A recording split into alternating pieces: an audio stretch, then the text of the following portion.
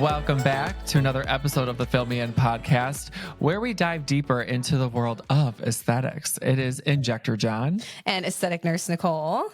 And we have a special guest, right, Nicole? Yes, a very special guest. We have Megan. She's our nurse practitioner here. She does our wellness program. Hello. Welcome. Thanks for having me, guys. Oh my God. Thanks for coming on. Yes. I got to say, we got a lot of questions from Instagram viewers and everything. Everyone's very excited for this episode. So, all right. Yes. So we're going to spend the next 45 minutes to an hour basically unlocking all things wellness, hormone therapy, peptides, IV therapy, blood work, all your good medical weight loss, all that fun stuff. So you guys know me and Jon, but I wanted to give Megan a little bit of time to kind of introduce herself and her story and how she kind of got into wellness. So go ahead, Megan. Sure. I wanted to start by thanking you guys for having me on. I am obviously a big fan, but it is very important that people understand that aesthetics and wellness go hand in hand. So it has been an excellent addition to Exhibit. I'm so happy to be a part of it. And I know, Jon, in your corner, you have this going on a little bit as well.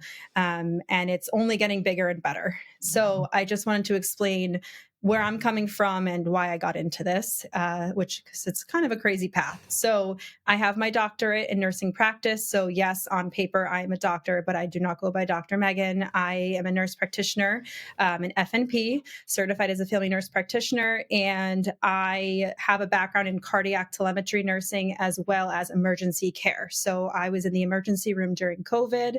I did my time as a bedside med-surg nurse, and I ended up graduating after having my first daughter and sitting for my boards at that time as well. So I started to notice in the primary care setting and in the emergency care setting that we were doing a lot of reactive healthcare and a lot of disease management as opposed to disease promotion.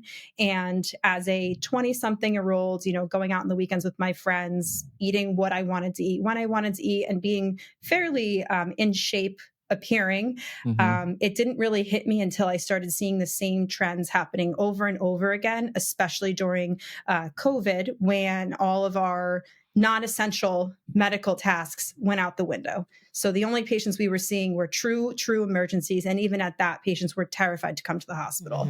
So we are actually still dealing with the repercussions of poor disease management from 2020, when patients were not getting their chronic care delivered and managed properly. We're still seeing the repercussions of that now.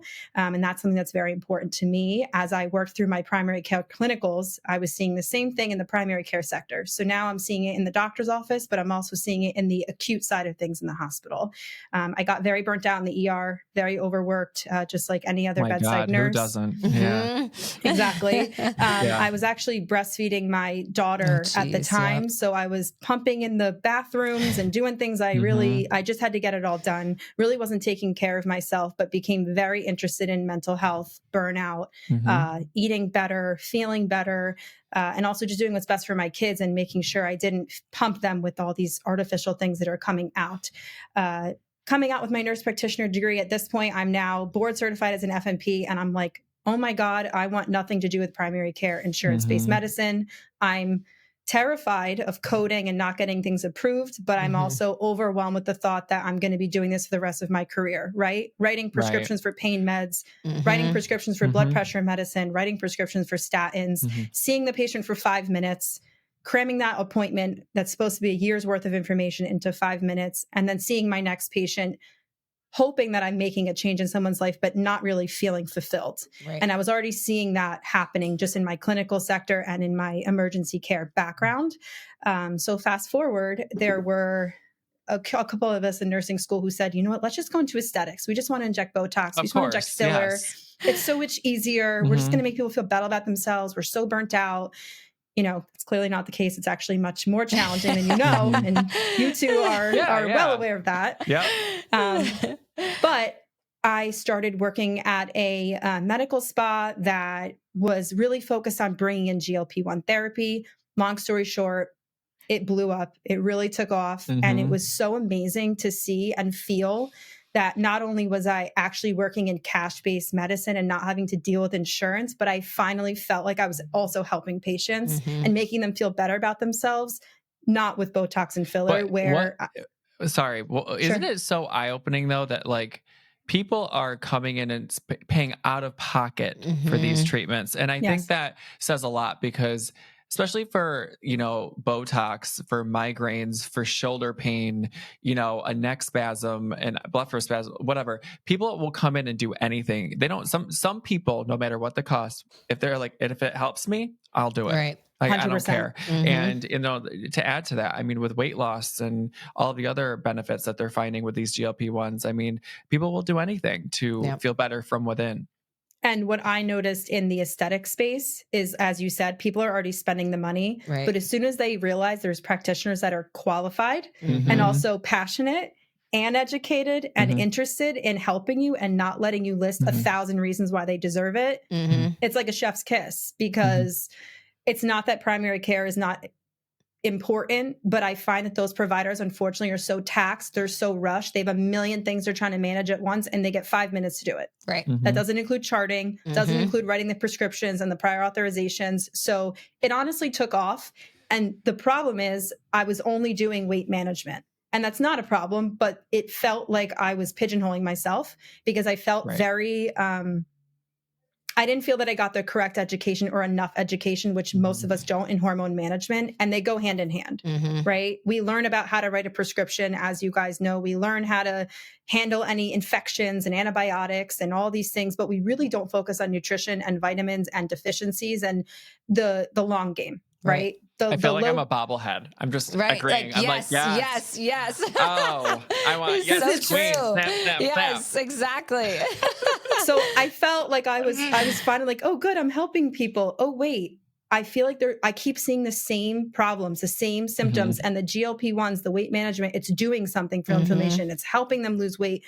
But why are they all still in midlife not feeling 100%? So that's kind of way also, I'm why here. are women getting pregnant quicker? They're finding as well. Yeah. Right? Because it's decreasing inflammation in the body. So it's helping with their blood sugar control. It's helping with insulin resistance. And I've actually PCOS, personally had multiple patients accidentally get pregnant. I swear one called me and she said, I swear we thought we were infertile. I'm so sorry this happened. And I said, listen, as long as that caused no damage to your child, I'm so happy for you. If this is what you wanted in your life, I'm so happy for you. Right. And also so frustrated for you. Yeah. Yeah. That it took this long to find an answer. Yep. Well, it's so funny. I don't know if you guys have heard of CNY fertility.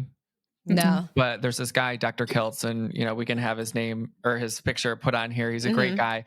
I think he made a book called Plants Will Kill You or something, but he's very much all about the keto diet and what he preaches with fertility and how that decreases inflammation in the gut and in the body and getting pregnant. And then when I started hearing about the GLP-1s and how some women are finding that they're getting pregnant and how it's helping with glycemic control and all of that, I was like, wow, this is kind of crazy. Right. It all goes hand in hand. It does. And I also find a lot in that same sector. It's helping with inflammation. It's helping with thyroid. It's helping with chronic pain. I'm not saying it's, a good old Percocet or an oxycodone is going to send you on your way, but they are seeing that there's so many more applications beyond what we're aware of, including gut health, Crohn's, autoimmune. The possibilities are endless if it's dosed appropriately. And unfortunately, the FDA approval is not yet there.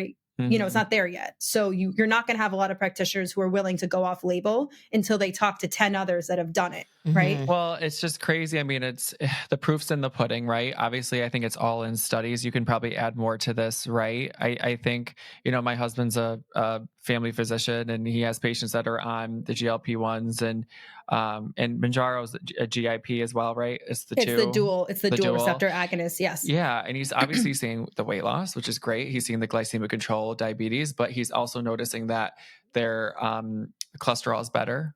They're overall having a little bit more energy. And definitely women in their 40s, 50s, like you said, and we don't have HRT yet in my office. You're doing yet. You guys are doing HRT, correct? Yes. Okay.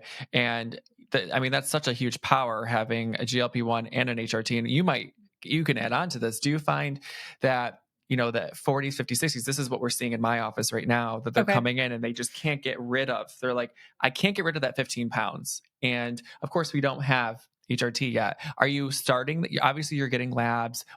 Tell us your process a little bit about that. I think definitely like wellness 101, what it means to be well. And it's not just physically well, but emotionally, mentally, socially, like all of that. And I think Megan really takes that holistic approach. Yep. So definitely kind of explain, I guess, your approach and then how answer my question. Yeah. So I can, if you want, I have a whole section on my like consultation process. So I could skip to that now and just explain like briefly. Yeah, that's perfect. Yeah, that's perfect. Yeah. Okay. So because hormones and weight management go hand in hand, and I was identifying that in my patients, I decided I need to get away from, you know, how you guys do like filler or Botox. It's no, you do the full face consultation, right? You hand the patient the mirror and you say, what do you hate about yourself? What do you want to improve? What do you want to talk about today? What bothers you? Because I want to hear what matters to you. And then I'll tell you my thoughts. I do the same thing, but with the whole body.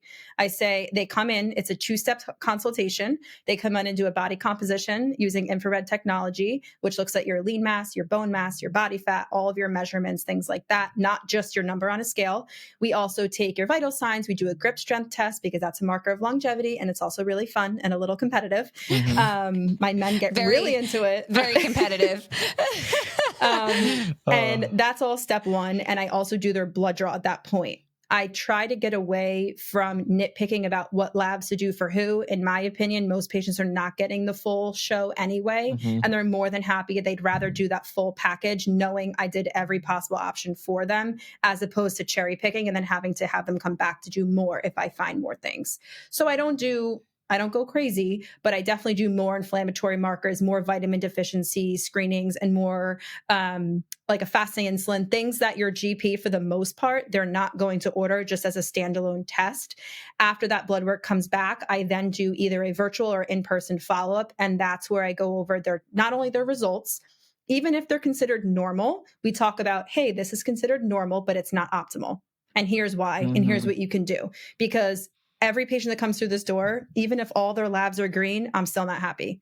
I'm a perfectionist. And I'm like, listen, it says your vitamin D is 31 and that's okay. Not in my world. You got to have at least 50. And Nicole has had my highest vitamin D to date. 51, baby.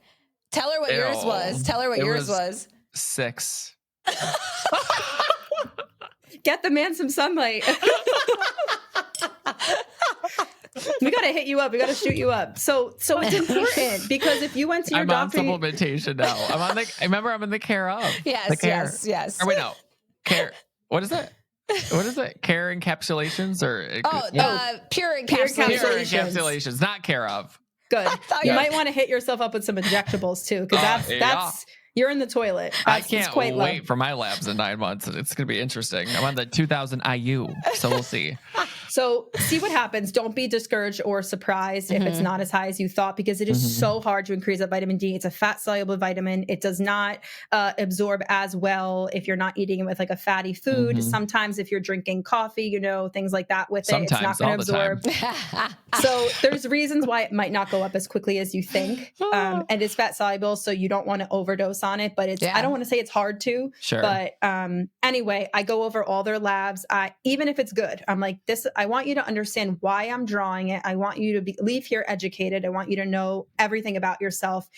At that point, I then talk about their body composition. We talk about treatment options, and typically they fall into a couple buckets. They can fall into my metabolic plan, which is more of like my hormone plan, and maybe getting them an insurance coverage for the GLP-1. Or if they can't get that covered, we still do compounding here, and I'll send them to the compounding pharmacy. They get a large amount at one time as like a 12-week supply, and then we kind of go from there.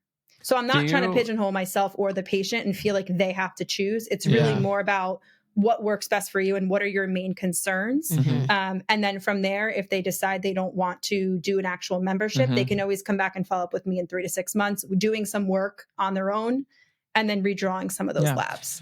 Hey guys, just popping in to remind you to like, subscribe, and hit the bell for notifications. Also, don't forget to follow us on Instagram, Injector Jon and Aesthetic Nurse Nicole. Thank you so much for watching. And if you have any questions, leave it in the comment section. Do you find, what is your main demographic? What would you say? Like your average? Middle-aged women. Yeah. Yeah, Yeah, and explain why. Is it the menopausal, like that, what I explained to you, like that? It's perimenopause and nobody knowing anything about it and how to treat it, and making these poor women feel like they have to earn this badge of honor to say, I survived perimenopause, my period is gone, I deserve the hormones and the GLP-1s, I'm obese, give it to me now. They should have gotten it 10 years ago. Right. Because menopause symptoms can start as early as 10 years prior to your last period. So why are you waiting until you deserve it or earn it? That's what I'm seeing. Right. Yeah, and in our previous episode, Nicole, we were kind of talking about, and we wanted you to elaborate on this too, because I feel like a lot of people go to their PCP or their OB-GYN or whatever first, and they're talking about it with them first, and they're kind of poo-pooing it. They're like, you don't need that. Like you're fine. Or, and then they come to us, they sit in our chair, Nicole, then they're explaining it to us, and we're like, they said what? This is crazy. Like, and from my heart of hearts, I kind of think that possibly that provider might either be scared, or they don't know enough about it, or they're just not educated. So that way they're like, nope, you're fine. They just don't want you to go there. Right. Am I right? I think that, yes, it's multifaceted. It's a lack of awareness. It's a lack of specialization in just that one thing. They might be overwhelmed and know they've hit so many walls and so many barriers, and the patients are annoying to deal with because they might have a lot of side effects, or they might need a lot of dose adjustments, a lot of hand holding, and they just can't provide that in the practice. And I also think it's, especially with the hormone management, it's definitely following antiquated old information and studies that have since been disproven or described as flawed, right? Yeah. So they're holding on debunked, to that. Right? Was it 2002?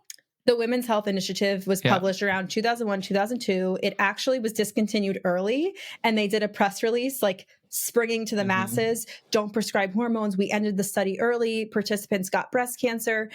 Just to summarize that study as a whole, first of all, they came out after reanalyzing the data, and the publishers, like the authors, have actually come out and since redacted some of that information. The other thing to think about is they used the wrong population. The population of women that they used were outside of menopause. They were like late 50s through 60s, and your average menopause age in the US is 51 to 52. And they also already had so many existing risk factors that no wonder you add hormones in. Sometimes it can activate certain things, like clotting factors. A poor cohort. Yes, correct. It was a flawed cohort. It was like and it was a RCT. So you would think it would have been a well-designed trial. There was some positive stats that came out of it, but because the breast cancer one was so glaringly poor in their eyes, it caused mass chaos. And since 2001, 2002, if you look at the rates of prescribing hormones, I'll send you guys some infographics that he can put on here. Total tank, total fear. And you have providers out here that are still telling patients that they can't take hormones because their mom's sister's aunt had breast cancer, or, oh, your family member's brother had a history of a blood clotting disorder, so you can't have hormones. There's just so much misinformation. Or they'll say you can take it for 5 years, but you have to come off of it. It's dangerous if you take it after age 55. Or people are still giving out Premarin, which is, it's conjugated horse estrogen and a synthetic form of progesterone. Oh my gosh. That's one option out of so many others. And it's very frustrating because you have me, the fairly new nurse practitioner, not going through perimenopause, working for a cash pay practice, looking like I just want your money.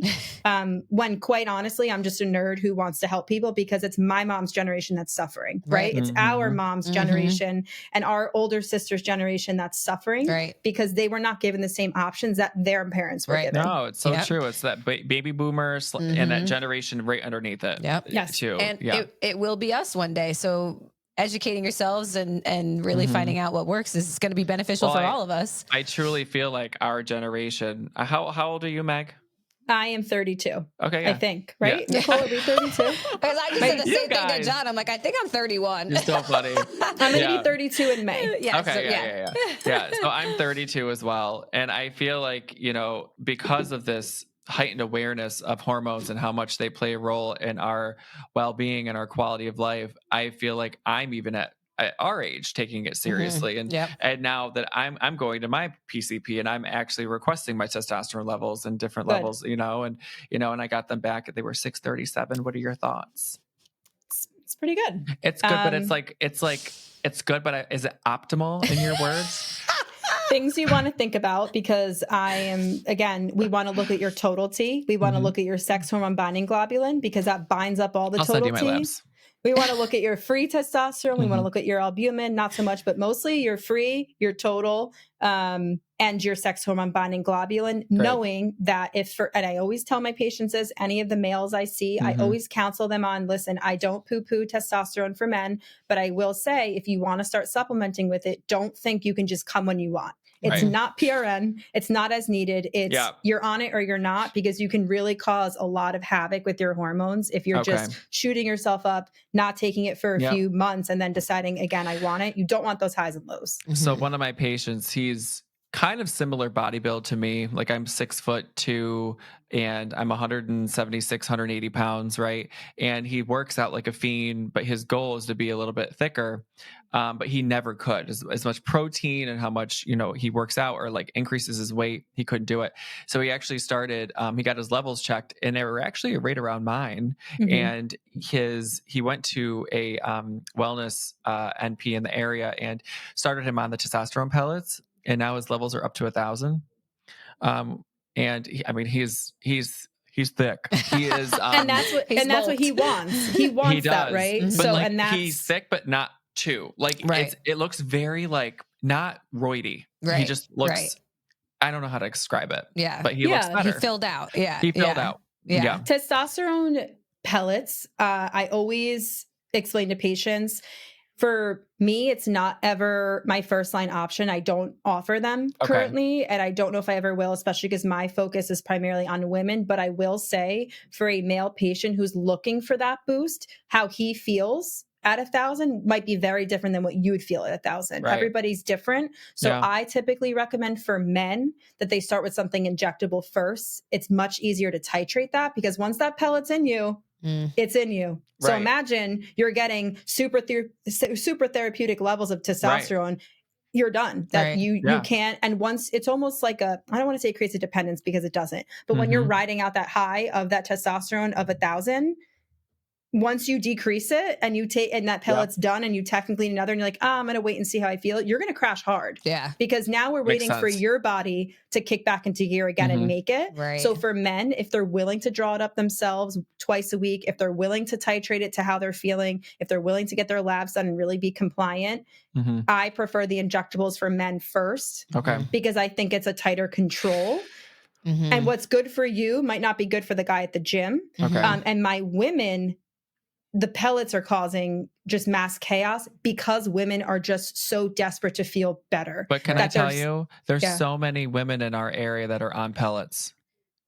So many. Now, is it good for some of them? Is my question. Or and my next question is what other forms, like how does it come?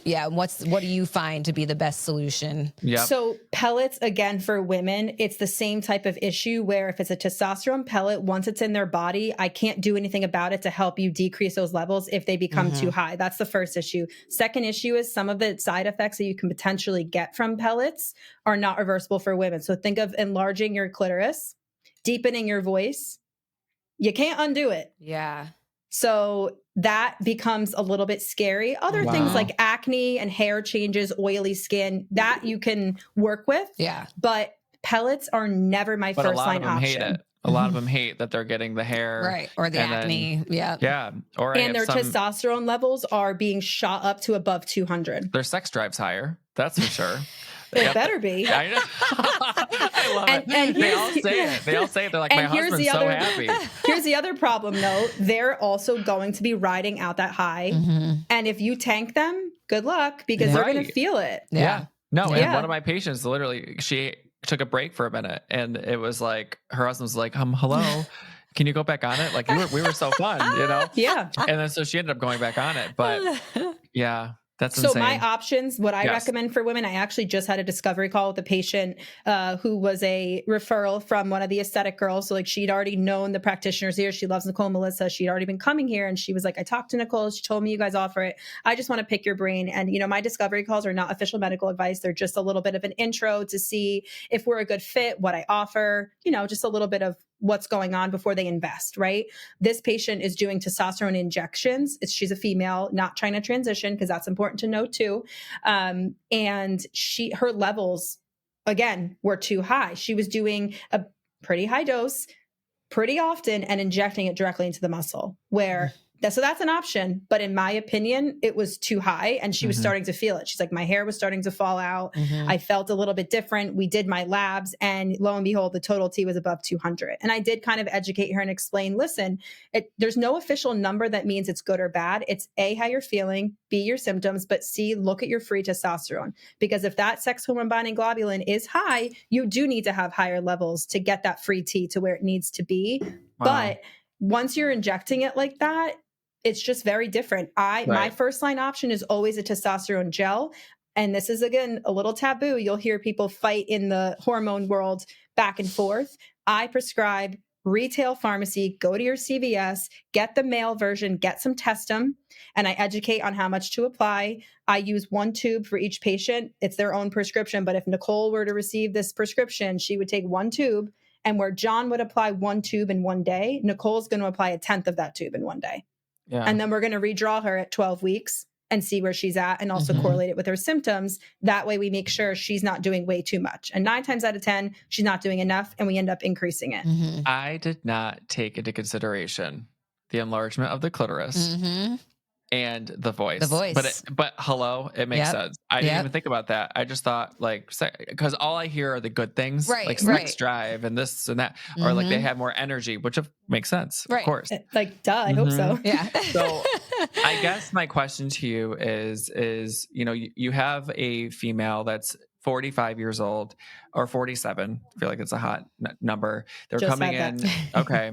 And they're like, oh my God, I'm working out, Jon. I'm eating healthy. I just am plateaued. Like, I just feel like there's this pooch here. Like, I just can't get rid of it. And what do you suggest we do? Like, where would you start with them? So I never add in 3 hormones at once, because then we don't know what's working. It's kind of like what you guys do with aesthetics, right? You don't want to add in too many procedures in one visit, because now they're just overload. They're swollen. They're panicking. They don't know what's causing what. They don't know if they like it. So I always start with 1 at a time for the most part. But you really want to correlate it with their symptoms, knowing which hormones. So you have your progesterone, your estrogen, and your testosterone. You want to know where they're leaning. Typically in perimenopause, the first thing to really change and become super erratic like this is your progesterone. So progesterone is not really, it's poorly absorbed. So it's hard to test that in your blood work. And I make that very clear to patients. Blood work is just a snapshot. It doesn't mean you earn anything by having certain values. Today they could be here, tomorrow they could be here. I typically start on the progesterone to get their mood, their sleep, their anxiety, maybe some mild hot flashes under control. Not promising any changes to their weight at this point, but it is important to get their sleep under control, because if you're stressed and you're not sleeping, good luck with your weight management. Yep. And then I start counseling on, hey, let's look at your testosterone levels. Let's do a female sexual function index. I actually did it with all the girls at the office. You want to know, are they reaching orgasm? Are they interested in their partner? Are they able to self-pleasure, but they can't get to an orgasm or climax with their partner? That matters. I recommend some books, some podcasts. There's a bunch of urologists I love. And then I also counsel on adding an estrogen supplementation in there. And I don't go for the birth control really ever, because those are synthetic hormones. And technically everything's chemically made in a lab, right? But your synthetic versions of your hormones are what are found in birth control pills. I prefer the bioidentical, and that does not mean compounded. That means I can still order them from CVS. So I typically add in estradiol as like a step 2, step 3, unless they don't have a uterus. If they don't have a uterus, technically they don't need progesterone, because they don't need to stabilize that uterus and provide the endometrial protection. And then I can go right to the estrogen, especially if they've had a hysterectomy. You should always worry about estrogen because it's gone, right? But you want to worry about bone protection, hot flashes, that's more, and cardiac risk factors like rising cholesterol, that's mostly your estrogen.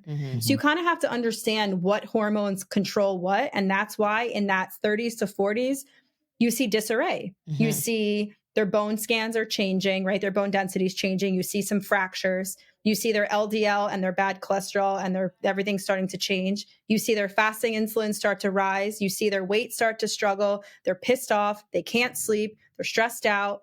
Hello, it's like a hormone symphony. Right. So I love pairing a GLP-1 with that. They don't need to deserve it. They don't need to earn it. I think with HRT. Okay. With the hormone. Estradiol. Oh, got it. Okay. Yeah.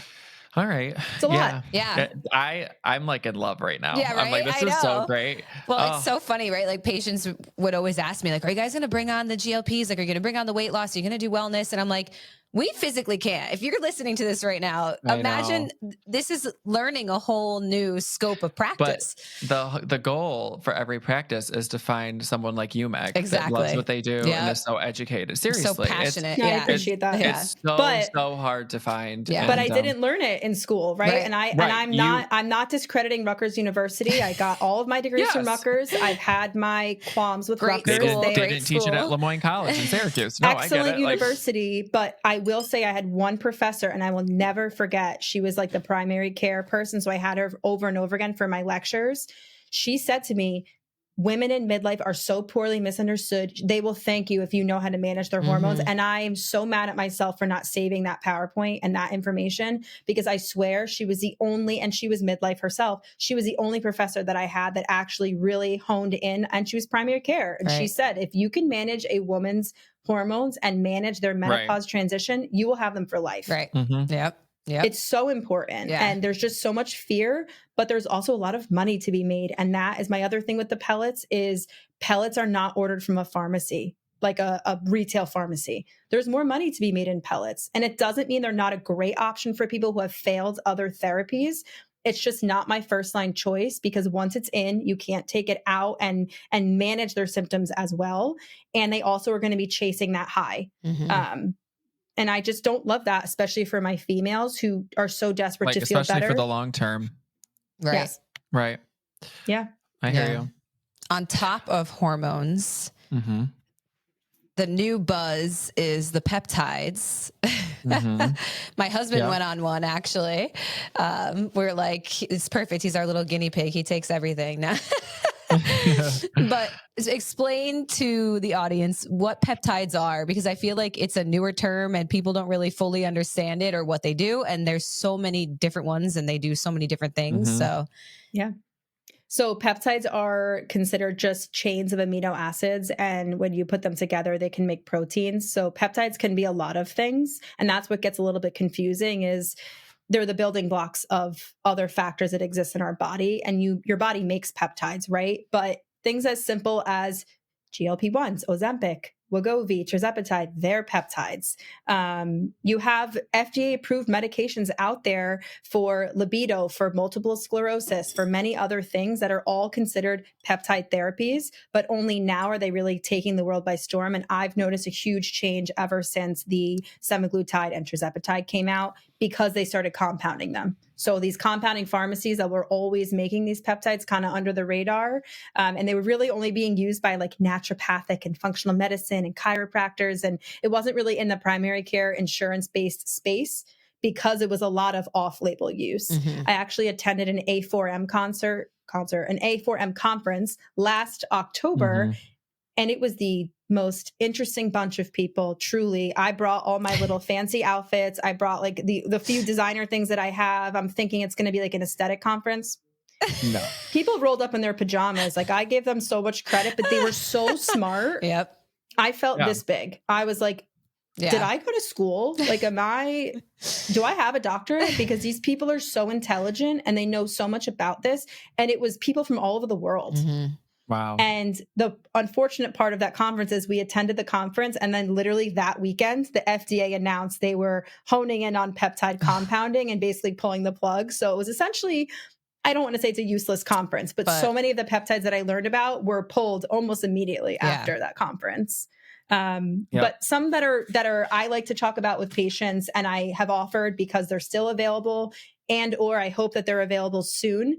BPC is a really popular one. It's not really available anymore. It was available in the oral form in a capsule, really good for gut health, gut integrity, gut repair, think gastric ulcers, healing. Love that. And also injectable BPC was excellent for performance-based injuries. So that's one of those ones I believe was on the banned list for the, Olympic and like NCAA. I'm pretty sure those ingredients that are banned. I think I saw that. Yeah.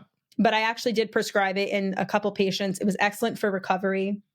excellent for just ligament repair, things like that. So think about like your athletic injuries. If you injected it subcutaneous near the injury, it just speeds up your recovery process. CJC and ipamorelin, these are also really hard to get right now, but those are both helping to stimulate the growth, like growth hormone in your body naturally, right? And semarelin, which Nicole's probably laughing, but that was the one that is still available pretty widely. And I actually put Kevin on that. The problem with some of those is they make you eat like crazy because they are causing your body to grow, right? So with that comes immense hunger. Snacking. So a lot of these patients, we build them up and then we cut them down with a GLP-1 safely in like small doses, right? Almost like a microdose. Some other really nice ones. Kevin's, we did his Staiku, his body comp before and after, and his muscle mass did go up by like a decent amount. I forget the exact number, but we were like, damn. He didn't believe it. Remember? He was like, that's not possible. And they were like, Kevin. And I was telling him, and I was telling him how much like fuller his arms looked. And even we went to dinner with Jon and Corey. Corey was like, Kevin, you're so buff. And he goes, oh, it's that peptides. He's like, you know, sorry about the pants. They don't fit right.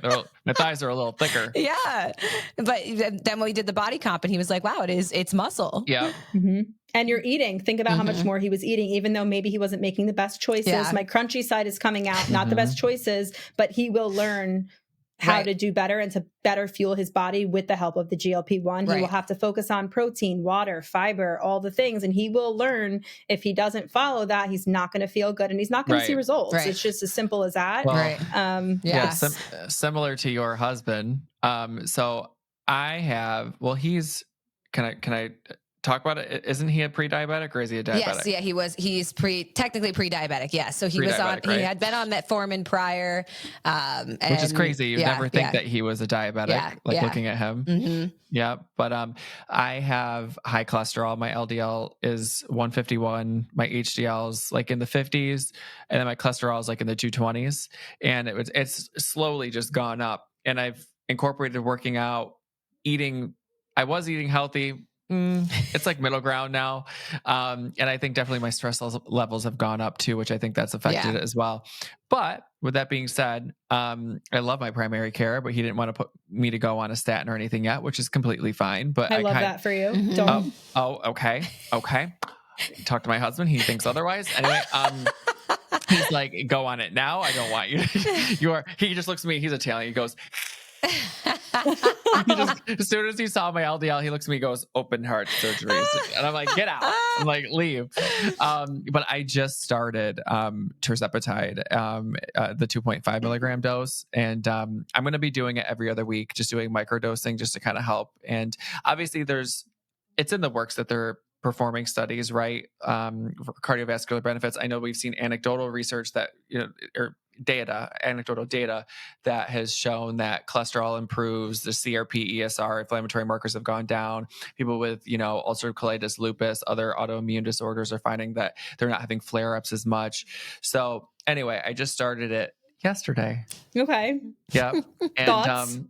Fine. A little nausea today, but she's actually passed. And are you using a compound? Yes, Olympia Pharmacy.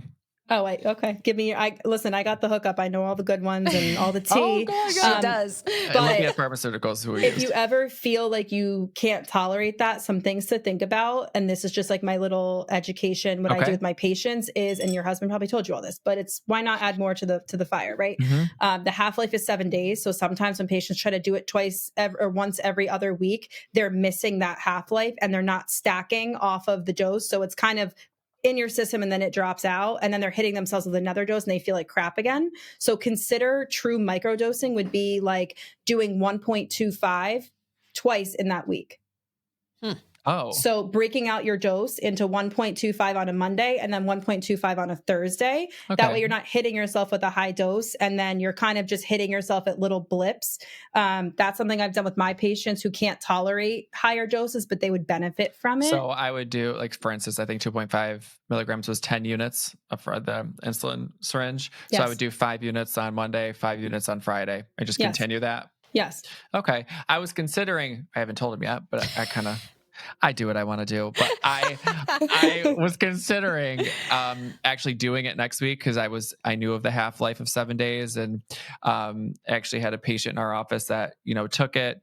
We went up to for semaglutide, we went up to 1. He took the first dose, was fine, and then the next week took the second dose. Then he started having vomiting. Yes. So he was like, "Why the first dose?" I'm like, "Well, let me explain." And I went through the whole thing.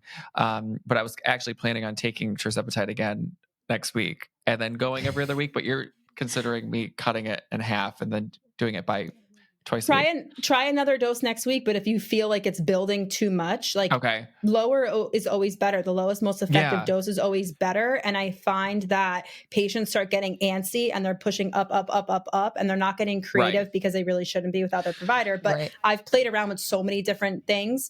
I find the sweet spot, if you really want to spread it out a little bit, is closer to like 10 days, 9 days, 10 days. So you're still catching the tail end. The reason for me is different. It's not weight loss. I don't want to lose weight. For me, it's more for cardiovascular and glycemic benefits a little bit more for me.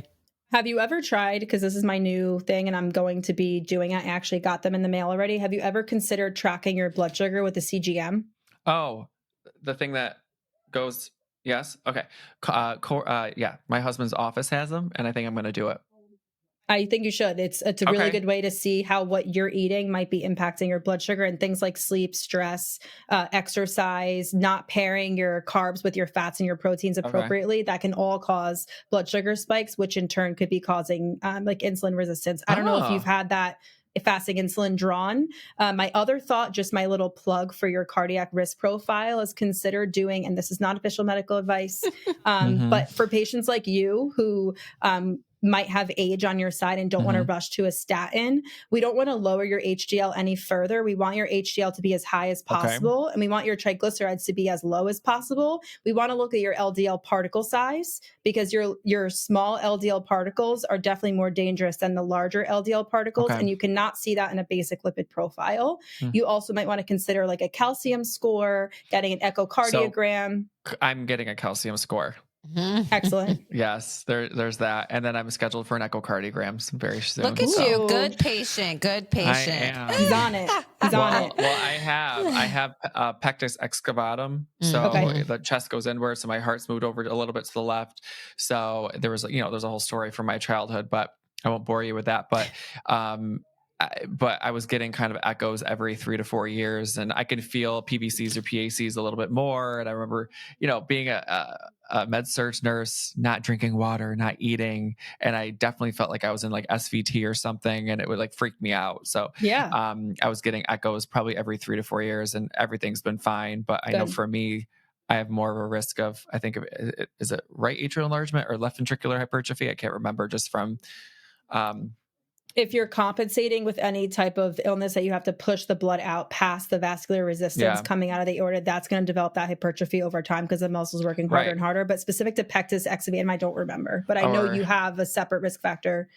I think it's an aortic arch aneurysm. Like you can have dilation of the aortic arch or superior vena cava. Like you can have a little dilation just because there's a little bit more pressure. Anyway, we're getting very sidetracked right now. I know. We know everything about Jon's heart now, just in time for Valentine's Day. I can't help myself, because like when I start talking to patients, I like listen to them listing all these things, and my mind, I probably am a little bit I'm probably a little neurospicy, but like my mind just goes into like bing, bing, bing, like all these things that I could like. So that's part of my like consultation is not just Jon, here's a GLP-1, goodbye. It's Jon, based on all of your blood work, I think you should do more blood work on these things. I think you should see these practitioners. It's not just about me making all the money and coming back to see me all the time. I'm more than willing to say, I think you need more screening in these areas. Here's why. Take it or leave it. Some of it I can order, but because I'm cash pay, some of it gets a little bit tricky. So I'd rather you see your GP and then we can kind of work together. I want to be an adjunct. I don't want to be your primary care doctor. And I think Corey said the calcium scores are getting really popular. They now are, too. and hopefully not too popular, because even with some women, unfortunately, with hormone therapy, going back to that topic, people are using it as a way to say, oh, well, she can't have estrogen because her calcium score put her at risk for XYZ. Right. It's all that shared patient decision-making. It's just another piece of the puzzle to help us understand clinically what's going on. Right. And I'm trying to remember, because it's not covered under insurance, I don't believe. I think Corey was saying, I want to say it's like $350 or $400 in New York State, I think, for My husband patients. paid $85. Okay. There's not that. covered by insurance, and he paid $85. Move to New Jersey. Okay. Yeah. I might be wrong, but I think I heard those numbers coming from my husband's mouth. But it could be. Who knows? It totally could be. Yeah. Before we move on, do you have any other peptides you want to touch on? I wanted to talk about, so GHK-Cu is a really popular like copper binding peptide that I thought was important to include for aesthetic purposes. Again, not a lot of like FDA approval / availability, because you can technically inject it, but it's not really, you're not going to be covered by anyone's malpractice for the most part for that, but they are using it for hair restoration. They're using it for collagen induction. They're injecting it into the skin. They're applying it topically. They're microneedling into the skin, which is a whole other possibility. But a lot of my international colleagues were talking about their use of that peptide in aesthetics specifically. I have a whole PowerPoint on it. And then the other two I found really interesting are the intranasal delivery of peptides, because I think this is really important overall. We all know your delivery of these medications in general and peptides, it definitely depends on how you're taking them, right? You've got your oral application, you've got your injectables, and you've got your intranasals, which means you literally do like a nasal spray. So C-Lank and C-Max are actually two really popular brain healthy peptides that are nice for mood, energy, focus, anxiety.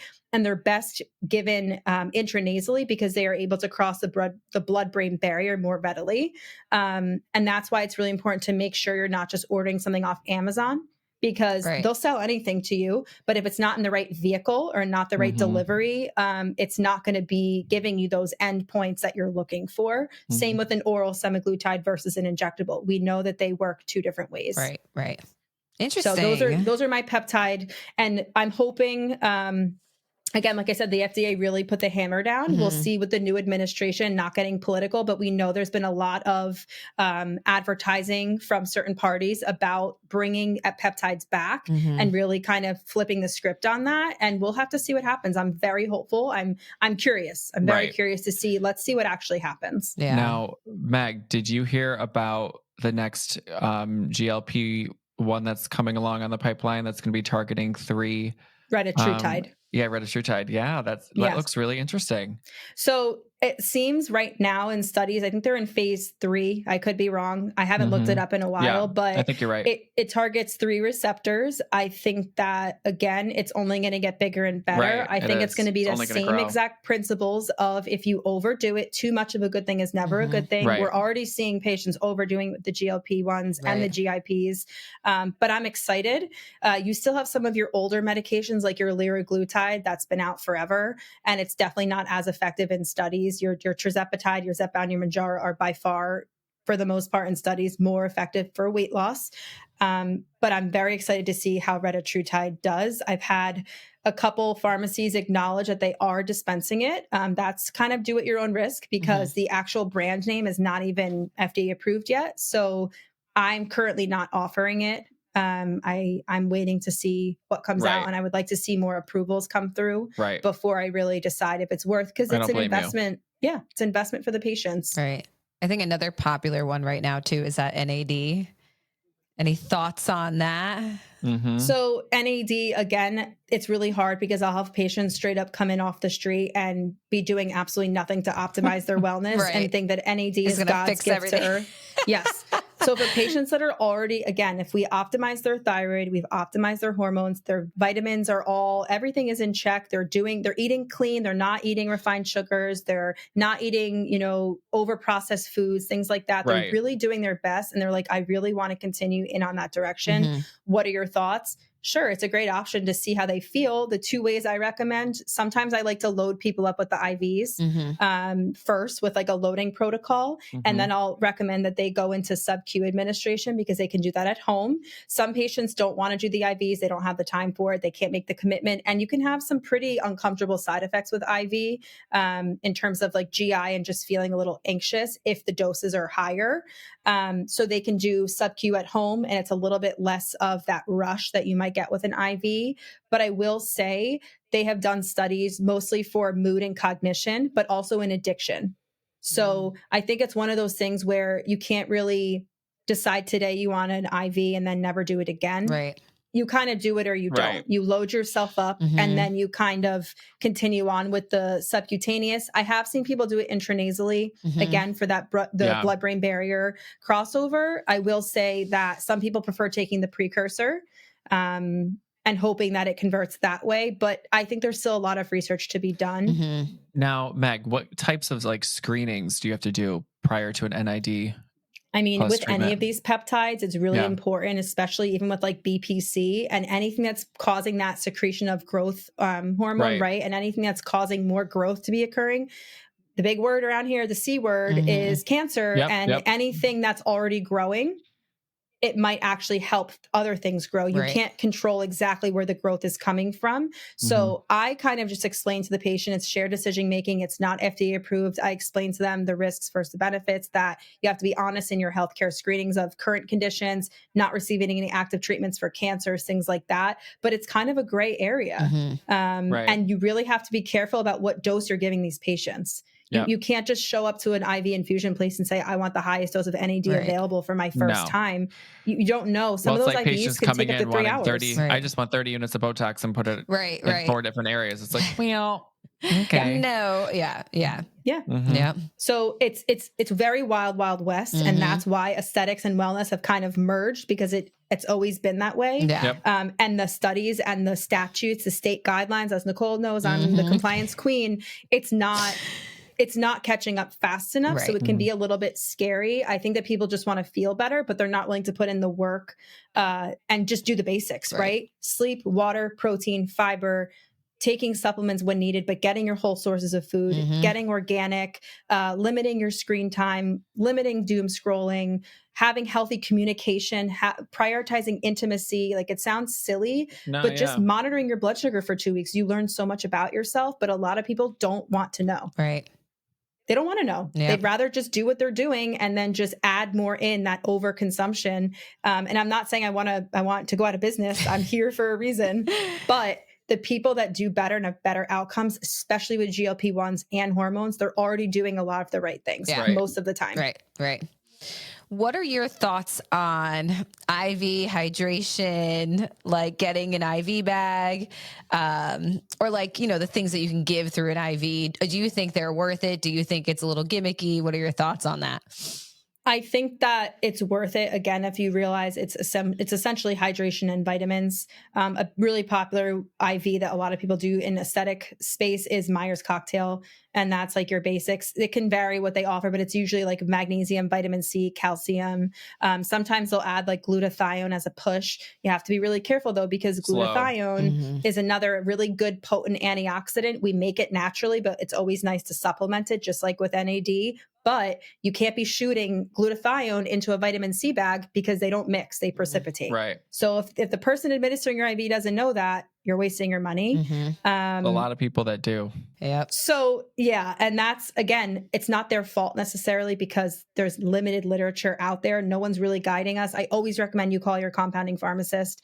Always ask them recommended doses, ask them vehicle of delivery. I think there's a benefit to the IVs, just to capitalize. I currently only offer one. We offer an immune boost here. I wanted to see if it would take off because I don't want to throw out vitamins. And I do think it's only great. Good on the shelf for very limited time. Yes. And I don't want to oversell, if that makes sense, and under deliver. So I think it's nice as an immune boost. I think if you're about to leave for a flight, if you're feeling a little under the weather, if you're hungover, if you just had a GI bug, I think it's great for hydration. Amazing. It's not God's gift to earth. Yeah, right. I don't know what you guys' program, what you guys offer for your wellness, like for your weight loss and stuff like that. I know for us, for our patients, just because a lot of patients, obviously we're educating them to drink water, increase your fiber intake, continue to exercise and all of that. But especially if they're on like some of the higher doses, right? A little bit more and they're tolerating them well. Sometimes their intake of water is lower. They're not getting enough nutrients. So we actually, give a little bit of a discounted rate with our IV hydration with Myers cocktails is that way. And we offer it monthly. And it's really helped a lot of our patients too.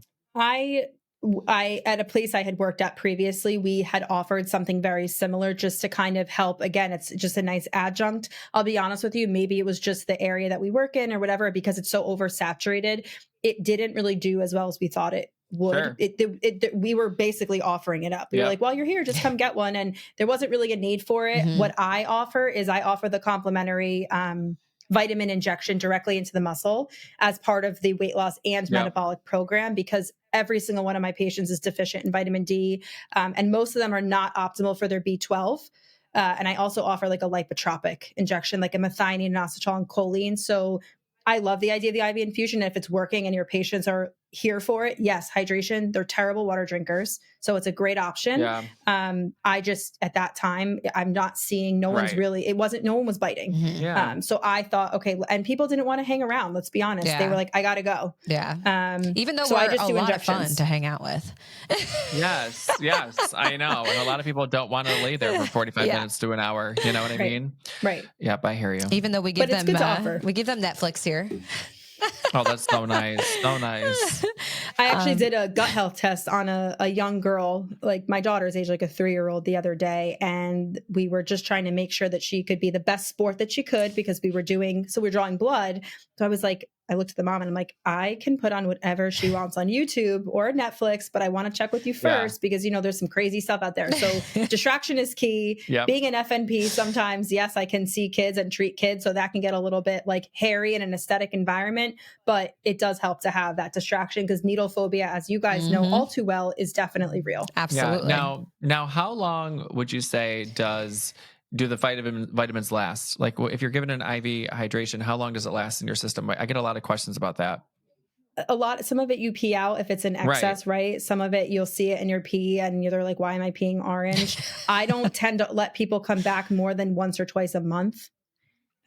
Because there's certain vitamins that you're almost just wasting, and you should be getting them in your food. The injections, like the intramuscular injections, because vitamin D is fat soluble and you can technically overdo it. I do once a month, but that's because it's a pretty high dose. It's like 50,000, 25 to 50,000 IUs, and you don't need to be getting that every week. So it definitely depends on what's in the IV. But I see a lot of times, with the exception of NAD, because you do need to load with that if you're doing it based off of protocols that are currently out there. NAD, you come back in a series of like every few days and do a bunch at once over like 5 to 10 days. And then you do maintenance once a month.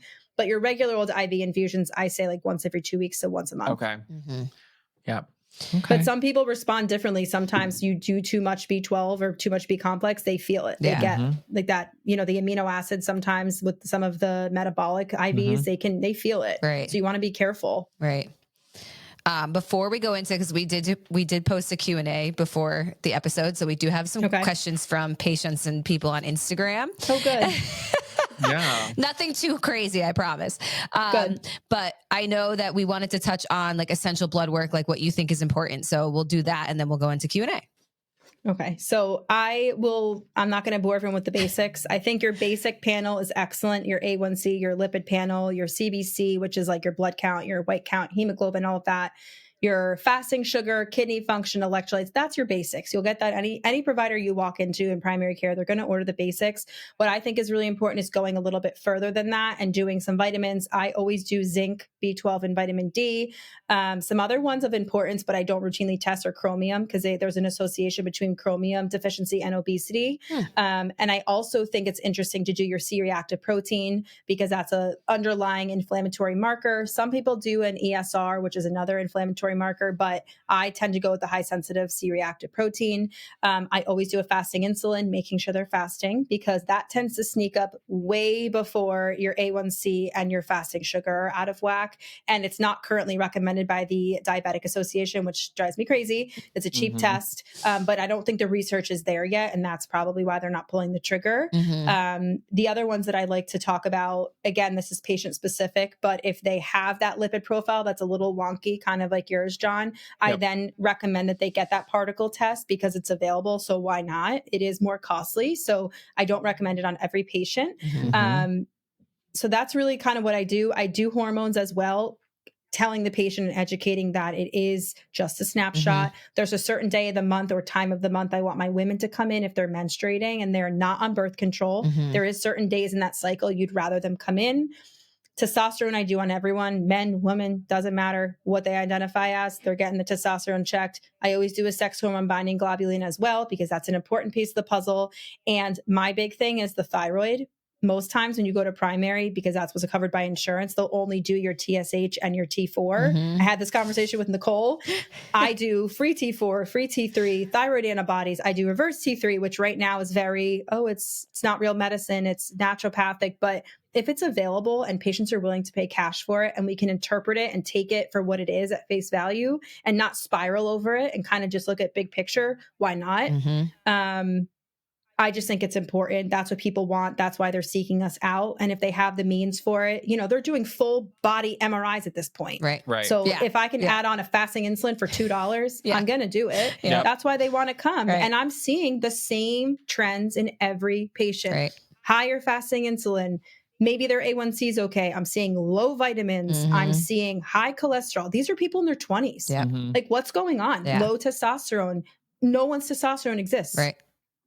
What's going on here? Like, why are we seeing the same trends over and over again? Why is everyone walking around inflamed? Right. It's scary. And like you said earlier, like, normal doesn't mean optimal. So just because you're within that green bar doesn't mean it's a good value. And I'm being medicated for hypothyroidism, but it's something that I wouldn't have even known I needed to do if Megan didn't look at my blood work. I go every year and do my blood work, but I had her review it, obviously, because we had her start here, and she was like, your TSH is really high. I mean, it was like 6 or something. And then she found out that I was pregnant. She was like, okay, we need to call the doctor. She just snuck it into me in the middle of me talking about my little spiel about testosterone. I'm like, if you're considering fertility, we should wait on that. But just know, as you get older, like for women, it's just as important. We stop producing. And she goes, well, I'm pregnant. And I was like I'm going to cry. Like, no one's around me. Oh my What's God. happening? It's like, oh my God. My testosterone was like 0, right? It was your free T was 0.1. Yeah. 0.2. Which I'm seeing in every female. You know why? Not the birth control is the enemy. The birth control is the enemy at this point in my life. I genuinely feel that we are not educated enough on what these synthetic hormones that are given to us at age 13, 14, 15 are doing for the long haul. It's affecting our gut health. It's affecting our micronutrients. It's affecting our testosterone. It's raising that sex hormone binding globulin. And then when you come off of it, guess what? In studies, it's not coming down the way that they thought it would. So we just have to be so careful about health promotion instead of disease treatment. And that's why I love this, because I finally feel like I'm not being a hypocrite because I follow a lot of it myself. It just makes it that much easier to preach it to your patients. As you guys know, when you do the aesthetic treatments yourself, you can just promote it that much easier. And the patients feel comfortable with you because they see you doing it. Right. And I went on birth control at like 14. So did I. Like, it was like a normal thing. I had acne. They were like, this is going to clear your skin. I was on it for probably 10 or 11 years before I came off of it. And I was off of it for a while, but still, it's like, it affects you for a long time. And for women, going back to the fertility conversation, why is fertility in the garbage? Why are men not able to, produce healthy sperm as much? What do you think? What's the reason? Do you think it's the food that we're eating? Do you think it's like the dyes? I think it's the food. I think it's all the chemicals and all the hormones in our environment. I think it's the fact that everyone's got 16 candles going and everyone's got Baccarat on and everyone's wearing, we're all doing get ready with me's with like 10,000 different steps and we're all using scented everything. How dare you talk about my life? Did I just call you out? Like, checked every box. Oh, minus the baccarat, but oh my God. That's my, yeah. And don't get me started on alcohol, like alcohol consumption. I know. Like, well, you saw the Surgeon General just came out. I mean, whoop-de-doo, we knew that, but all of us are sober over here now at Exhibit. My gosh. Well, now so I don't know what to say. I do think we need to do better at just doing the basics. I'm not saying you need to go throw out all of your stuff at home, all of your cleaning supplies, all of your shampoos and whatnot, but I think we need to stop walking our head in the sand and act like we're not getting sicker, because we are. And there are definitely easy, cost-effective ways to do better for yourself. And it's just making simple swaps with your cleaning agents, your pans, your whatnot, and the understanding pans are huge. Yeah. It's affecting your hormones, let's be honest. And even things like marijuana. Did everyone smell back in the day? Like, I'm sorry. Like, I like to smell good. Like, I like a clean smelling house. Like, I don't have those plugins in. Don't worry. I don't have those in. I have, so I can't, you have those? No, but we were the Axe generation. Remember? Oh my God. In 7th grade, like the whole like bog would just go through. I remember my God, it's hysterical. Like when I go to my in-laws, I love them to death. She loves the plugins. Like, and I'm like, and then Corey, when I started dating him, he goes, oh, let's get these plugins. And I remember walking in one day and I'm like, it literally smells like his house. Like he grew up in it. And I'm like, these aren't good. These aren't good. Yeah. But are soy candles okay? Anything you're burning is just not great. No, muddle. What do they say? They say to get the terracotta, like there's like these things, they're like made of terracotta and they make your house smell good and they're apparently not bad for you. You can make the batch of stuff on the stove and light the water and make like a natural potpourri. Yeah. That's not necessarily I did that this year for Christmas. Yeah. Yeah. It's beautiful. Wait, touch base on marijuana. What did you just say about that? I think because there are so many dispensaries now that are legal in New York State and they're going up left and right. So touch base on that. I actually looked at some studies about marijuana and sleep just because my parents were actually using edibles for sleep before my mom let me put her on hormones finally. I've got her off the edibles, thank God. But I don't have a problem with marijuana. I think there's a place for THC and CBD and whatnot. I think that smoking anything is bad for you. So I'm going to die on that hill that anything you smoke is not good for your lungs. I think that, again, microdosing some edibles and things like that are not necessarily a bad idea for anxiety, for pain management, for sleep, because it's way better than alcohol in my opinion. And just what they've demonstrated in studies, it's not something that you really want to depend on or check out from the world and just lay down and not involve yourself, because you certainly can do that. But they are starting to tie in chronic marijuana use with testosterone and causing low testosterone. So it's just something to think about, that interesting. Too much of anything is not necessarily a good thing. That was well said. I like that. Yeah. Yeah. Yeah. Okay. So I could go on forever about just alcohol, because it's becoming so socialized. Yeah. Like COVID just put us in such a state of depression overall. And we were all bonding over Zoom parties and wine nights. And it's in every single event that you attend, whether it's positive, negative, whether it's for kids, for adults. Like, when are we going to realize that? Because I just feel like we're seeing so much cancer lately. Yeah. And it totally makes sense. Yeah. Stress, alcohol, no sleep. Like, we're not sleeping anymore. We're not exercising as much. We're sitting at our desks. I know. There are studies about just moving around once an hour. Even if you can't get to the gym, move around once an hour. Yep. We've got Apple Watches. We've got Fitbits. We've got Aura rings. Put one of those on. That's something that we do. We walk. I'm constantly moving in my office. Thank you, Jesus. But yeah. No, yeah, it's important. It's definitely important. Yeah. I think we all just think we're so invincible to these things, though. Yes. You know what I mean? And then they happen and we're like, you know?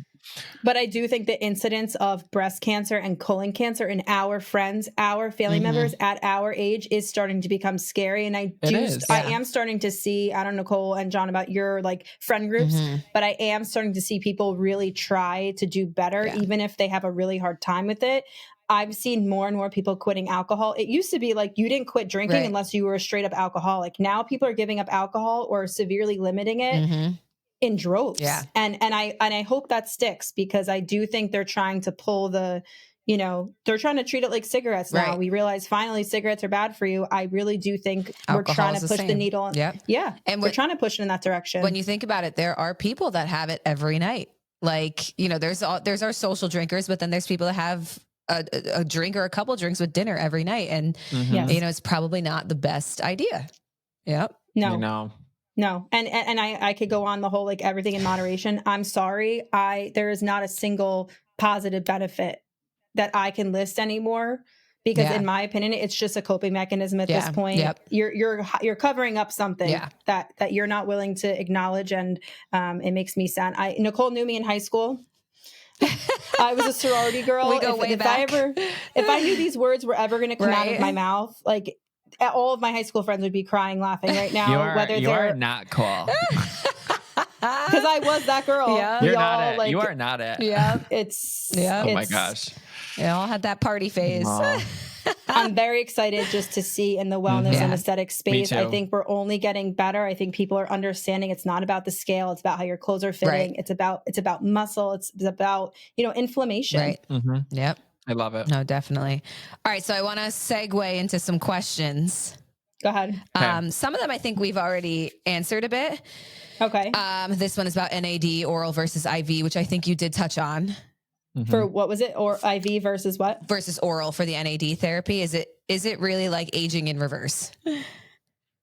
I think that we do have NAD and precursors occurring in our own cells, and it does have to do with our mitochondria health, which if everyone remembers from bio, it's like the cell battery. So I think over time, as those NAD levels deplete, obviously you're going to see some mitochondrial dysfunction. Mm-hmm. So it's multifaceted. I do think doing the IV versus oral, I think IV or sub-Q injection is always going to be better because you're avoiding the gut. Not really sure about intranasal there, but yeah, I think if everything else is optimized, it's an excellent option. Mm-hmm. But I don't think it's worth investing all this money into an NAD infusion if you're going to go out and, go to Chick-fil-A and Burger King and the bar. Yeah. But there is some promising application for alcoholics with NAD. So, I think they just need to do more research. Yeah. This one says all things NAD, which we hit on. So that's good. How do you treat elevated testosterone in females? I don't know did we go over that? Elevated? Mm-hmm. Yeah. Oh, I don't think we did. So elevated testosterone in females, if it's not due to them receiving exogenous testosterone, meaning from pellets or from a gel or an injection, a lot of times when you see high testosterone, you can't assume, but you want to do some other tests to rule out PCOS. That's been a big, trendy TikTok. Yeah. Everyone has PCOS now. And again, I think that's because so many women were underdiagnosed and they're poorly managed. A lot of times they're just given the birth control pill. Mm-hmm. Which, yes, it regulates. Technically, it's stopping your cycle and giving it to you, right? Mm-hmm. It's forcing you into their cycle. But it also does lower testosterone indirectly because it rises your sex hormone binding globulin, which in turn will then bind up your your total T and lessen your testosterone that's available. The other thing that a lot of people will be put on is spironolactone. Mm-hmm. So that can be used for patients off-label for acne, as you guys are aware of, and excess oil production, and that has to do with typically it's actually first line used for heart failure.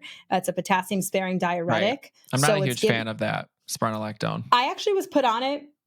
Didn't go well. And I was also on birth control at the time. So it could have been a little bit of that, but I was on that because and Spiro. I'm of I worked internal medicine hospitalist as a nurse practitioner.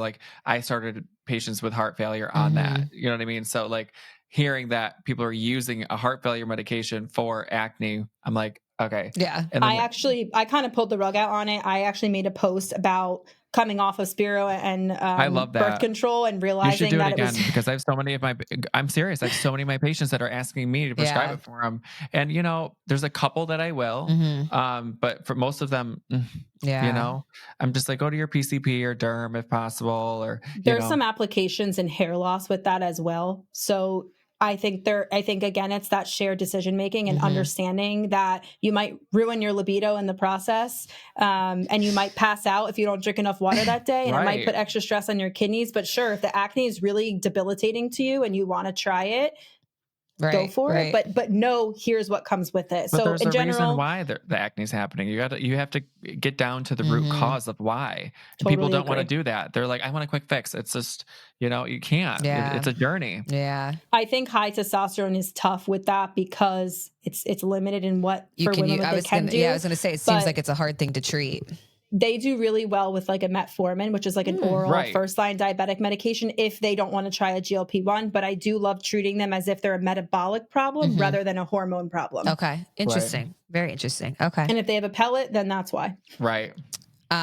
This one kind of relates to that. What happens when you stop birth control, and what does it do to your body and your hormones? So I feel like we did touch on that throughout the episode, but maybe a little conclusion. So birth control basically tells your brain to stop communicating with your ovaries and that you cannot get pregnant and that your body should not be ovulating, right? So your normal menstrual cycle, the hormones kind of surge at one point and then they drop and then you get your period if conception does not occur, right? Just the basics. So birth control basically prevents that whole cycle, and it's providing hormones at either a fixed dose for typically 21 days, not always, but it's usually like a fixed dose for 21 days of synthetic progestin and estrogen, different types, and then that week of like a withdrawal bleed. So you're not really getting your period, you're having withdrawal bleed, right? So that's really important to understand. So when you're coming off of that, your body is like, oh, okay, I guess I have to try to regulate and go back to normal. And it doesn't always happen as quickly as people think. Some people it does, other people it does not, because with that comes a lot of havoc sometimes with your gut health, micronutrients, and other deficiencies to your thyroid and whatnot that may have been worsened by the birth control pill. Doesn't mean it's not an excellent option for people who don't have other choices. Maybe they've failed other options. Maybe they really don't want to become pregnant and they don't want to try an IUD or a one of those inserts or a patch or, you know, the Nexplanon. There's many things they could try. If birth control is what's best for them, excellent. It's given women a lot of financial and personal fertility freedom, but I think it's highly overprescribed, kind of what Jon was saying. It's highly overprescribed in the derm and in other spaces without full counseling on what can also occur with that. Right. There's actually a book I'm reading right now by Jolene Brighton. They could put her face up here. It's called Beyond the Pill. That actually was published before COVID. So, and before like the semaglutide train took off. So I'm reading it right now. My mind is blown. So that'll be a good, that's a good resource then to. So I recommend that book. If anyone's on the pill, thinking of coming off of it, or just wondering how they can kind of reset their body after coming off of it, it's excellent. It's a little crunchy, but the message is excellent. It's all right. I feel like the older I get, the crunchier I'm getting. And then I have one last question on here. Your thoughts on the Arma colostrum and any other supplements like that? So I don't want to poo-poo it completely because there are plenty of people in my space that are more functional medicine that love it and they swear it provides good gut health benefits. I think that there's certain other options like colostrum. There's IgG, which helps with gut restoration. We have to remember it's being derived from bovine, from cows, from animals. So if you have a sensitivity that you didn't know about to any of these animals, you might want to be careful about who it's derived from. Or if you have a milk sensitivity or a dairy sensitivity, and now you're taking colostrum, you just have to be, you have to think. That's right. And that's something, right? Melissa did her fit test, her food intolerance test, and it came back that she was intolerant to it. Yes. Yep. So she has a sensitivity to to casein out there. Yeah. Not much. but it actually happens to me by accident. Where does it come from? Bovine? Cows, right? Yeah. I had a patient that was sensitive to beef, and some of the things I was putting on her, like supplement recommendations, I had to scan through those ingredients because it's sneaky. You're not really thinking about who some of these gut boosting vitamins and supplements are derived from, and it's animals. So no, I don't think that I can't sit here and say, oh, I think it's silly to take colostrum. I think that babies, there's more information out there than we've ever had before about babies who are breastfed and are delivered naturally versus babies who are formula fed and delivered via C-section have totally different pathways because the C-section babies were not exposed to mom's vaginal canal. They weren't exposed to some of that good bacteria while passing through. They also don't receive the benefits of breast milk, which they've done wonders with formula. It's honestly amazing and it's an excellent option, but they will never be able to really truly mimic colostrum and the benefits that occur from nursing versus formula. I was a formula baby, not hating on it. Fed is best, but we have to think. I was a formula baby too. Me too. Maybe there's something about this formula. I think we all did pretty good. I know. I don't know. But, you know, I was on Armora. I did it for 6 months. I actually really loved it. Like Yeah. I loved it. It was great. I remember when we went to Nashville. Yeah, you brought I it. had Yeah. it. I brought it. It was great. Like I did the dry scoop. I was doing that.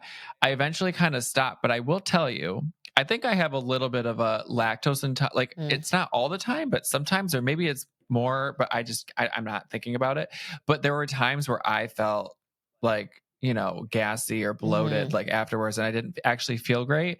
And it kind of deterred me. Like I think it's also because I wasn't consistent with it. Yeah. I think also it's important, like there's some spore-based pro and prebiotics that I'll recommend to patients, and you really want to work your way up to it. So like you said, consistency is key, where if you're just taking it half the time, you might not ever build up that, I don't want to say tolerance, but well, don't we say it? Consistency and everything in moderation. Yes. But you should do a fit test with me. I can mail it to your house. I would love to. I really would love to. Yeah. Because you might see right there. Usually the patients are right. If they think they're sensitive to something, even if they're not full on allergic. Yeah. Okay. Yeah. I don't think I'm allergic to dairy. I would die. Oh my God. If you told me I couldn't have cheese, I would literally off myself, I think. I mean, everyone here hates me. Every patient that leaves here does not leave smiling after the fit test because they're like, so what do I eat? Like, why did I do this? Guess what was on mine that I currently have right here. Shut up. I literally have your fit test sitting. It's sitting right here, Nicole. That's a +3 reaction. +3 reaction. My husband told Nicole to have a banana last night. I was having heart palpitations. Yeah. And literally she, on her little iWatch or whatever, she sends her EKG to my phone. She goes, can you look at this? Can you have Corey look at this? I'm like, oh my God, I'm looking at it. I'm like, And Corey goes, you need a banana. Your electrolytes off. And I'm like, oh my God, I can't.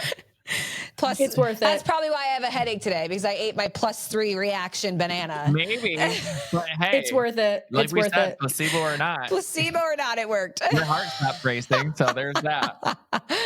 Oh my God! But no, the fit testing is really cool because it basically tells you what you're intolerant to. You could share mine. You could show it if you want. Can I show yours? Absolutely. So this was Nicole's. Okay. So her most severe reactions are up here. So she was really sensitive to Lyme and arugula. Oh my God. Yeah. I love them both. And then her +3s are banana and cilantro. And then her least reactive were cantaloupe, kiwi, peach, pecan, and brewer's yeast. And then it gives you a nice graph of visually how screwed you are. What's nice is her dairy, egg, and grains is excellent. Thank God. This is probably the only one I've ever seen without a sensitivity to one, if not all. Nicole loves her dairy. Thank God. I do. And then her gut barrier panel, again, once I found out she was pregnant, I was like, we shouldn't have done this because it does apparently change when you're pregnant and nursing. But her gut barrier panel was not great. Yeah. Okay. Showing some candida, overgrowth. She has some of her tight junctions, like her intestinal permeability markers, like her occludin was positive in her IgG pathway, which just suggests that her innate immune system is a little bit in it's in chaos a bit right now in her her gut wall, I should say. And then her lipopolysaccharide, which is found in the cell walls of gram negative bacteria. She had a positive reaction there as well. So she definitely has some repairing to do after she's delivered the baby, whether or not she decides to nurse and whatnot. We'll put her on a gut repair protocol, which includes, prebiotics, probiotics, certain ingredients. I want to do it. Yeah, do it. It's worth it. Yeah, send it my way. We'll mail it to you. Yeah, so I have to get my blood drawn. If I mail it to you, I'll just mail you a kit directly from the lab. Then you can stick your finger, do a little finger poke, and then you put it on the card, you mail it in, and then I get the results. Oh my God, how long does it take? 7 days. Oh my God, stop. This is so fun. Right? I love it. I know. You're saying that now, but I can promise you. Until you're intolerant to eggs. If you tell me I can't have shrimp, beef, or cheese, I'll be very upset. We're in trouble. Yeah. I'm kidding. I'm nothing. Did you have any quick questions, Jon? No, I feel like we answered them all. Yeah. I feel like I literally feel so fulfilled. And I feel like this is great. if I were me as a viewer, I felt like I was a viewer sometimes. I feel like you answered so many questions. You were so thorough with your explanations and just discussions. And then I love that we had people asking questions. I feel like some of those were really good. Yeah. Yeah. Good. And if you want more, come see Megan. Yes. I am going to start trying to go live. I am working out some like presentations just for like some mom groups that I'm a part of and whatnot, just because my job, and I feel the most fulfilled educating people, even if I never see them again, I want them to leave feeling like they know more and that they can advocate for themselves, because women are highly gaslit. Let's just say that we're misunderstood. There's minimal research on women. We're only breaking the surface. And I'm so inspired by so many of the clinicians in my space that I've met and networked with, that it just makes me want to do better and do better for us and, you know, our moms. I love and that. for any men that are watching too, though, the kind of the opposite. They feel like they can't come forward a lot of times too. I feel like this is a kind of a vulnerable, and women too. Like sometimes it's very vulnerable talking about these things and even coming and sitting in our chairs. But I think men, they'll keep everything to themselves a lot of times because they have to be Mr. Tough Guy, because that's how society taught them to be. So I think for any men watching, you know, this is really great for them too. Yeah, and Megan has I've seen everyone's husband at this practice. Boyfriend, husband. I have all the tea. It's very therapeutic, and it's also so important to establish that relationship with your patients, because I agree with you 100% wholeheartedly. Talking to men about sex, erections, intimacy, and talking to women about the same things, like what's the degree of your orgasm and how, you know, lubricated do you feel? Nobody's asking them that. Like, and they almost laugh. And I'm like, no, I really do care. I want to know. I want to help you.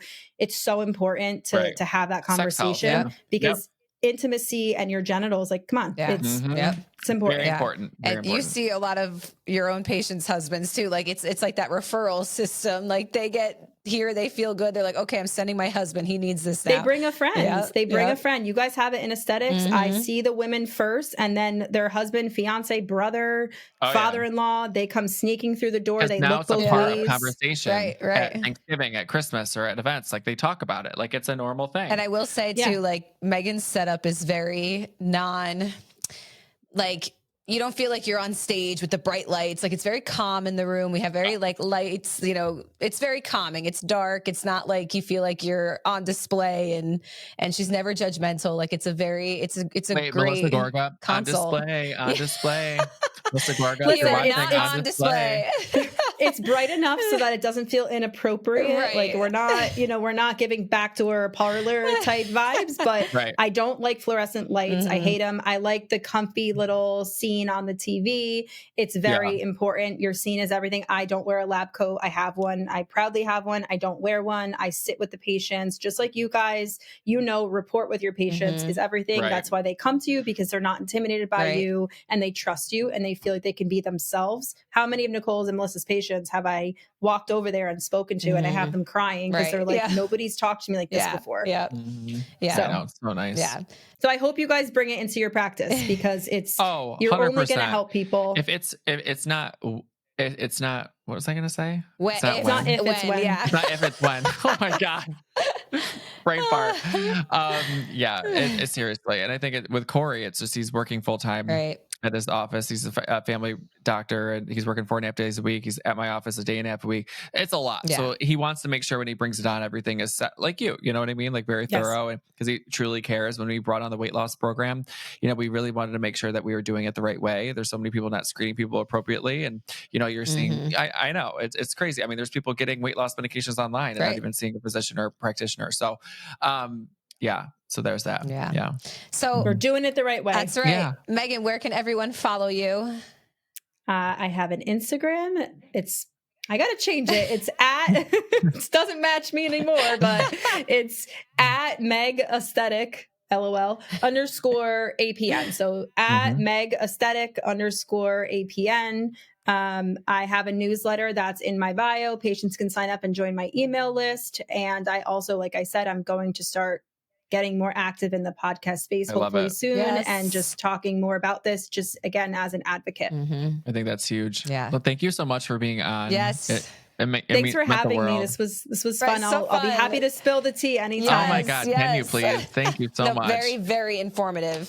All right, guys. Thank you so much for tuning in to another episode of the Fill Me In podcast. I'm Injector Jon. And I'm Aesthetic Nurse Nicole. And this is... I'm Meg Aesthetic _APN. Thank you so much for tuning in. Until next time. Bye, guys. Thank you.